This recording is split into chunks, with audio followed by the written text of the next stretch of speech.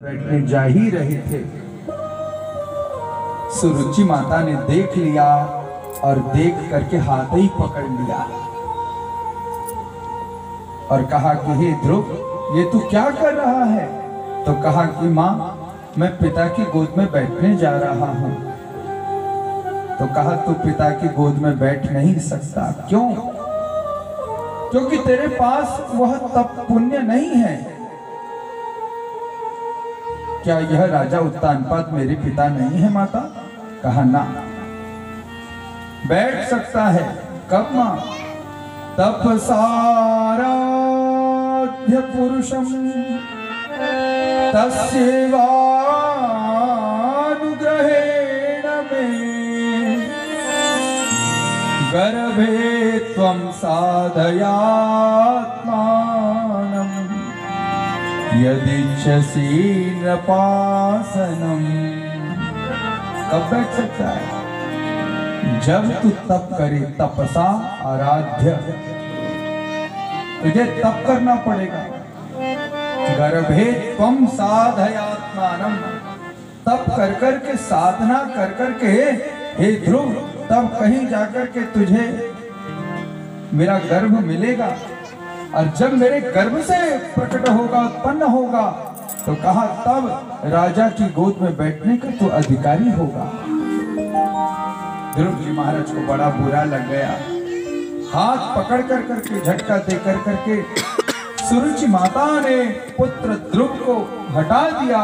ध्रुव जी महाराज बाल हैं, रुदन करते करते अपनी सुनीति माता के अंक में लिपट गए और कहा माँ, वो सुरुचि कहती है कि तुझे मेरे गर्भ से जन्म लेना पड़ेगा। क्या उत्तानपाद राजा मेरे पिता नहीं है?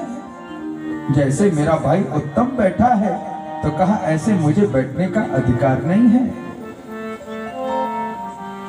रुदन कर रहे ध्रुव जी महाराज, लेकिन देखो मां का नाम है सुनीति, और बच्चों को नीति तो भाई मां ही दे सकती है। मैंने 3 बातें मैं अक्सर कहता हूं, सही बात और सही आशीर्वाद तीन ही लोग देख सकते हैं। बोलो राधे राधे। वो 3 कौन हैं? तो कहा एक है मां, दूसरे है महात्मा और तीसरे है परमात्मा। देखो ध्रुव जी महाराज मां के समक्ष हैं। सुनीति माता ने कहा कि रे पुत्र ध्रुव, तू रो रहा है? सत्यम सुरुच्या विहितम भवान में यद दुर्भगाया उदरे ग्रहीता। अरे सत्य ही तो कहती है वो। तू तप करे और सुरुचि के गर्भ से जन्म ले, तो कहा कि मेरे गर्भ को तो दुर्भाग्य ही हो जाएगा। तो कहा मां, मुझे क्या करना चाहिए? तो कहा हे पुत्र, तुझे तप करना पड़ेगा। तप कर। लेकिन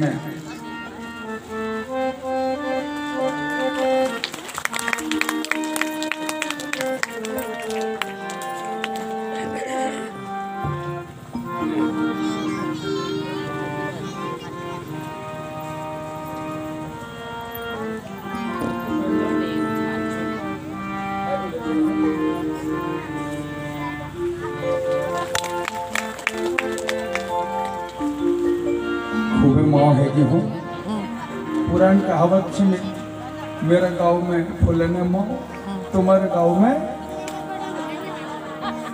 सुने मो।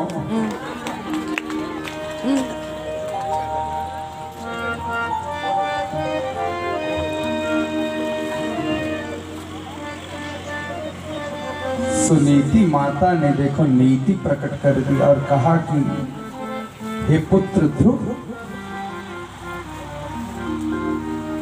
मेरे गर्भ से प्रकट होकर के भी तेरे मन में अगर संसार के पिता की गोद में बैठने का संकल्प है, तो कहा मेरा गर्भ तो दुर्भाग्य युक्त है। मेरा गर्भ सौभाग्य में परिणित हो जाएगा। हे ध्रुव, अगर संसार पिता की गोद में न बैठ करके, तो कहा जो सारे संसार का पिता है जगत पिता की गोद में बैठ जाए, तो कहा मेरा गर्भ ही सौभाग्य युक्त हो जाएगा। और देखो नीति दे दी माँ ने। ध्रुव जी महाराज ने अपनी माँ के वचनों को पकड़ लिया कि अब अगर बैठूंगा तो कहा जगदात्मा जगदीश परमात्मा के ही अंक में बैठूंगा। निकल गए ध्रुव जी महाराज। भगवान के कई भक्त हैं माता। ध्रुव जी महाराज भगवान के जिज्ञासु भक्त हैं। कैसे भक्त हैं? जिज्ञासु भक्त हैं। भगवान को जो खोज ले वो जिज्ञासु भक्त है भगवान का। भक्तों की श्रृंखला का वर्णन रामचरितमानस में पूज्यपाद गोस्वामी जी महाराज ने किया है। तो उनमें से एक भक्त जिज्ञासु भक्त की कथा भी है और वह भक्त ध्रुव हैं।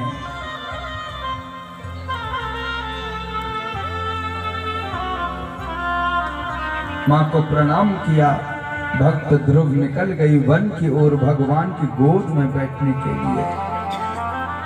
अनन्य भावे निज धर्म भाविते मनस्य वस्ताप्य भजस्व पुरुषा।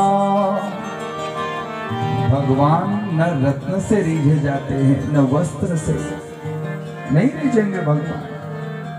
कोई कितना धन चढ़ा दे भगवान रीझेंगे नहीं। कितने व्यंजन बना दो हो महाराज, प्रभु रीझेंगे ही नहीं। कब रीझेंगे? अनन्य भावे। अगर कोई अनन्य भाव से भगवान को पुकार ले, प्रभु अभी प्रकट हो जाएंगे। अनन्य भावे।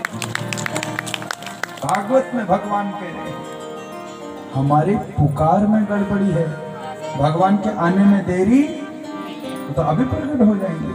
प्रेम ते प्रकट हो ही मैं जाना, प्रेम ते प्रकट हो ही मैं जाना, प्रेम ते प्रकट हो ही मैं जाना, प्रेम ते प्रकट हो ही मैं जाना, प्रेम ते प्रकट हो ही मैं जाना, प्रेम ते प्रकट हो ही मैं जाना, प्रेम ते प्रकट हो ही मैं जाना, प्रेम ते प्रकट हो ही मैं जाना।